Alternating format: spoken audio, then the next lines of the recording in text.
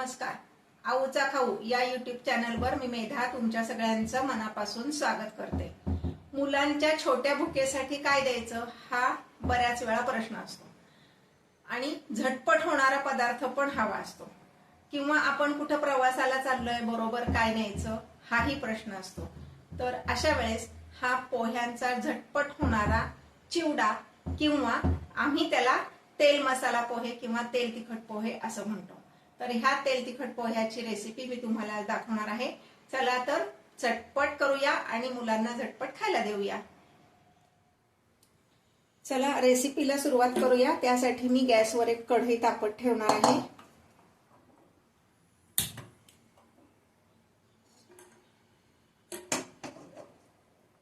गॅसची flame medium ठेवायची.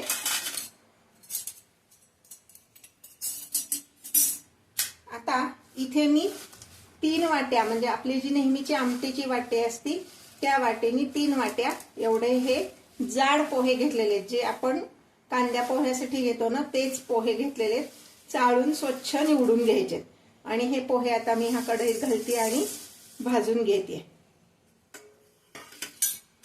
आता हे पोहे भाजायची सुद्धा एक ट्रिक आहे. तुम्ही एकाच ह्यानी असा भाजायला गेलात तर कदाचित पोहे तुटतात आणि त्याचा खाली भुगा बसतो. म्हणून 2 झारे घ्यायचे आणि 2 झाऱ्यांनी असा हलवत भाजायचे. फार भाजायचं नाहीये, पण ते पोहे कुरकुरीत झाले पाहिजेत. माणशी प्रमाण म्हणाल तर एका व्यक्तीला 1 वाटी पोहे पुरतात.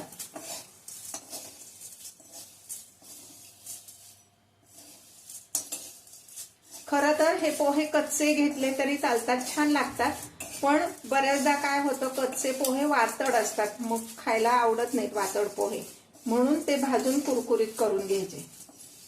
गॅसची फ्लेम हाय ठेवायची आणि फार नाही, अगदी 1-2 मिनिट फक्त हे आपण भाजून घेणार आहोत. हे पहा, पोहे किती भाजायचे तर असं जर पोह्याचा दाणा घेतला आणि आपण नखाने असं दाबला तर त्याचे 2 तुकडे झाले पाहिजेत, म्हणजे हे पोहे व्यवस्थित भाजले गेले असं समजायचं. साधारणपणे 4 मिनिट एवढे मी हे भाजलेले. आता मी हे एका ताटात काढून घेणार आहे.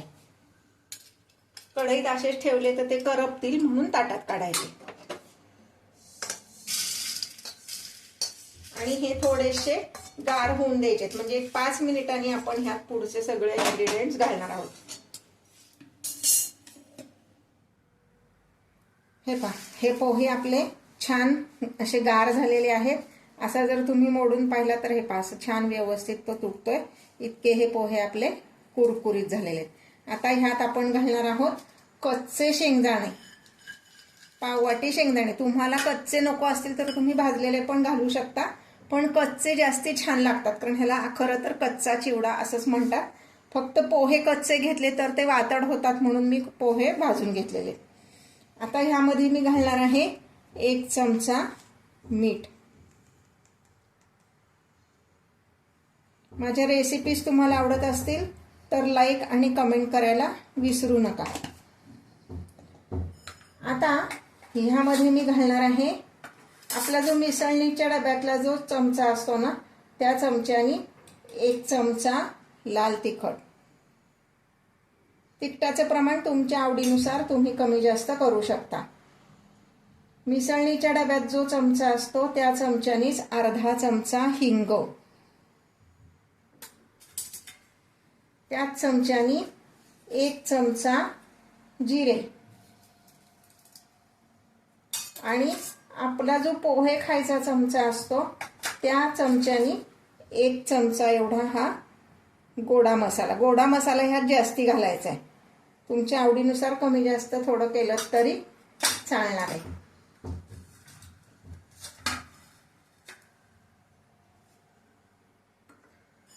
आता ह्यामध्ये मी घालणार आहे कच्चंच तेल घालायचे, शेंगदाणा तेल, साधारण 3 ते 4 चमचे.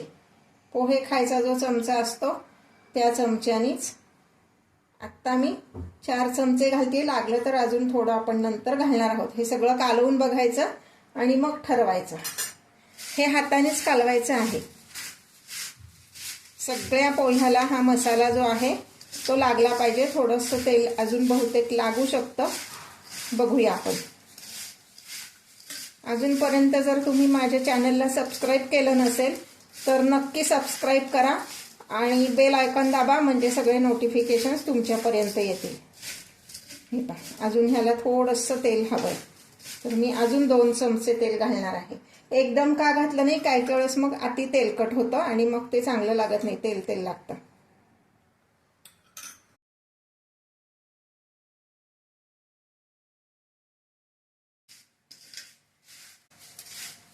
आता हे एवढं तेलाचं प्रमाण बरोबर आहे, म्हणजे एकूण मी 5 चमचे एवढं तेल ह्याला मी घातलेलं आहे.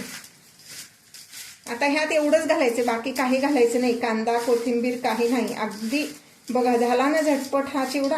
आता हा आपल्याला सर्व करण्यासाठी तयार आहे. आता हा सर्व कसा करायचा ते दाखवते. सर्व करताना ह्याच्याबरोबर आपण कांदा देणार आहोत. हे पहा, हे आपले तेल तिखट पोहे किंवा पोह्यांचा कच्चा चिवडा तयार आहे. एका प्लेटमध्ये द्यायचा आणि त्याबरोबर अशा पद्धतीने उभा चिरलेला, म्हणजे एका कांद्याचे फक्त 4 तुकडे करायचे आणि ते द्यायचे बरोबर सर्व करताना. बाकी ह्यात काहीही लागत नाही. आणि हा चिवडा साधारणपणे महिनाभर तर व्यवस्थितच टिकतो.